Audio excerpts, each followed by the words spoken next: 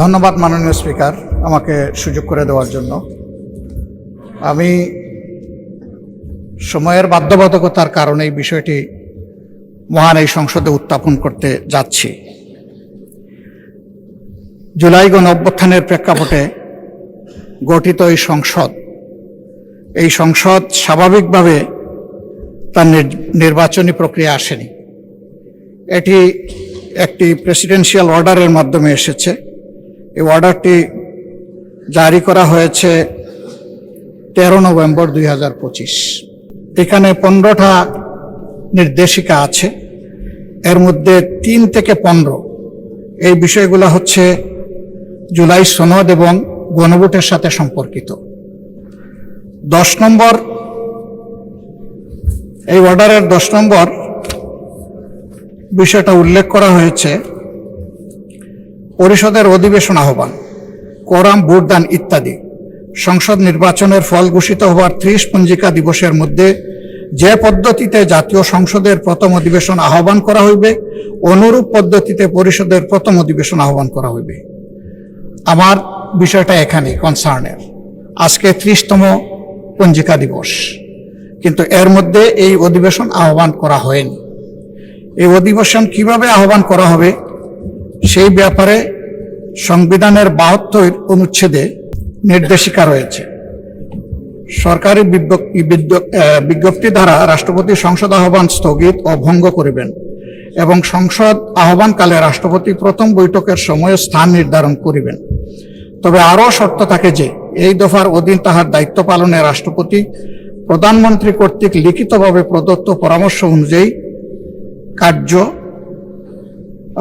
করিবেন। উদয় সম্পন্ন করার কথা ছিল। নির্বাচনের ফল ঘোষিত হওয়ার 30 পঞ্জিকা দিবসের মধ্যে যে পদ্ধতিতে জাতীয় সংসদের প্রথম অধিবেশন আহ্বান করা হইবে, অনুরূপ পদ্ধতিতে পরিষদের প্রথম অধিবেশন আহ্বান করা হইবে। ধন্যবাদ মাননীয় বিরোধী দল নেতা, আপনার কথা আমরা বুঝতে পেরেছি। জি, এখন আমি ট্রেজারি বেঞ্চ থেকে এই সম্পর্কে বক্তব্য আশা করছি। ধন্যবাদ মাননীয় স্বরাষ্ট্রমন্ত্রী। মাননীয় স্পিকার, আপনাকে ধন্যবাদ। আপনি প্রথমত আমি প্রশ্ন রাখবো, মাননীয় বিরোধী দলীয় নেতাকে কোন বিধিতে এই সময় বিফোর 71 এলাও করেছেন? This is my point of order. মাননীয় বিরোধী দলীয় নেতা যেহেতু কিছু প্রশ্ন উত্থাপন করেছে, জাতির উদ্দেশ্যে কিছু কথা বলতে হয়, না হলে পরিষ্কার হবে না। নির্বাচন কমিশনের দুইটাই এখতিয়ার, একটা হচ্ছে জাতীয় সংসদের নির্বাচন অনুষ্ঠান করা, আর একটা হচ্ছে রাষ্ট্রপতির নির্বাচন অনুষ্ঠান করা। এটা হচ্ছে কনস্টিটিউশনাল ম্যান্ডেট, যেটা নির্বাচন কমিশন পালন করতে বাধ্য। কিন্তু আরেকটা আইন হয়েছে গণভোটের জন্য, এটা আমরাও প্রস্তাব করেছিলাম, যেহেতু আইনি ভিত্তি চেয়েছেন সবাই জুলাই জাতীয় সনদের, যে জনগণ কি বলে আমরা দেখি। সেখানে জুলাই জাতীয় সনদ যেভাবে স্বাক্ষরিত হয়েছে, রাজনৈতিক সমঝোতার দলিল হিসেবে ঐতিহাসিকভাবে যেটা স্বাক্ষরিত হয়েছে, তার উপর ভিত্তি করে জুলাই জাতীয় সনদের পক্ষে এদেশের জনগণ আছে কি নাই সেই প্রশ্নে গণভোট হতে পারে, এবং সেটা একদিনে হবে না, 2 দিনে হবে। সেই বাহাস অনেকদিন হয়েছে, অতঃপর একদিনে অনুষ্ঠিত হয়েছে, এবং সেই ব্যালটে গণভোটে হ্যাঁ এবং না লেখা ছিল।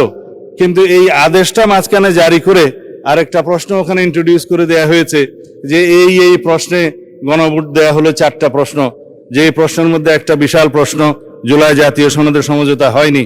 এটা একটা জবরদস্তিমূলক আরোপিত আদেশ করে সেই আদেশের একটা প্রশ্ন গণভোটের মধ্যে দেয়া হলো, যেটা আমার পড়তে লাগছে 3.5 ঘন্টা। জনগণ সেটা পড়ে হ্যাঁ এবং না দিয়েছে কিনা আমি জানি না। তবে 4টা ভোট, 4টা প্রশ্ন, সেই প্রশ্নের মধ্যে একটা অ্যান্সার দিতে বলা হয়েছে, আইদার হ্যাঁ অথবা না বলুন। কিন্তু 4টা ভোটে তো 4টা প্রশ্ন থাকা উচিত ছিল, যে আমরা কোন কোন প্রশ্নে হ্যাঁ বলবো, কোন কোন প্রশ্নে না বলবো, সেই অপশনও ছিল না। আমি সেই লম্বা বাহাসে যাচ্ছি না, তারপরও গণভোটের রায় যদি বাস্তবায়ন করতে হয়, সেই গণভোট এই আইন অনুসারে, সেই রায় অনুসারে সংবিধানে আগে সংস্কার আসতে হবে, সংবিধানে সংশোধন আসতে হবে। সংবিধানে যদি সেটা আমরা গ্রহণ করি, তারপরে সেই গণভোটের রায় বাস্তবায়নের জন্য তখন সংবিধান যদি এটা কন্টেইন করে, ধারণ করার পরে তখন যদি পরিষদের সদস্য হিসেবে শপথ নিতে হয়, সেটা তখনকার ব্যাপার হবে। সেটা আমরা let us have debate on it. তবে এখন এই সংবিধান সংশোধনের জন্য আমরা এই সেশনে বিল আনতে পারবো কিনা সেটা যথেষ্ট সন্দেহ আছে। এই কারণে যে 133টা অধ্যাদেশ এখানে উত্থাপিত হয়েছে প্রথম দিনে, আজকে হয়তো মাননীয় আইনমন্ত্রী সেগুলা বিশেষ কমিটি দেওয়ার জন্য প্রস্তাব করতে পারেন। তারপরে সেটা স্ক্রুটিনি হবে, রিপোর্ট পেশ হবে, সময় আছে 30 দিন। এটা কোনো কার্য দিবস নয়, পঞ্জিকা দিবস। 30 দিনের মধ্যে এই অধ্যাদেশগুলো সম্পর্কে আমাদেরকে ফয়সালা করতে হবে। এখন সেই অধ্যাদেশগুলো ফয়সালা করতে গিয়ে 15 দিন এখন লম্বা ছুটিতে, 29 তারিখের আগে আপনি আর সেশন করতে পারছেন না আজকের পরে। তখন এগুলো করতে করতে এই সেশন চলে যাবে। তারপরের সেশনে আপনার বাজেট অধিবেশন। বাজেট অধিবেশনের সময় যদি আপনারা অ্যালাউ করেন যে সংবিধান সংশোধনের বিষয়ে এই হাউস সিদ্ধান্ত নেয়, কার্য উপদেষ্টা কমিটিতে যদি সিদ্ধান্ত হয়, তখন বাজেটের এই সেশনের মধ্যেও সংবিধান সংশোধনের জন্য কমিটি করে তারা এই জুলাই জাতীয় সনদকে সেখানে ধারণ করে সংবিধান সংশোধনের জন্য বিল উত্থাপন করতে পারে। সেই বিলটা তারপর আলোচনা হবে, পাশ হবে, সেটা তখন সেই সেশনে করা যাবে কিনা আপনারা সিদ্ধান্ত নেবেন। আমি পজিটিভলি যাচ্ছি, আমি কোনো কিছু অস্বীকার করছি না। জনরায়কে সম্মান দিতে হবে, কিন্তু সেটা সাংবিধানিকভাবে দিতে হবে।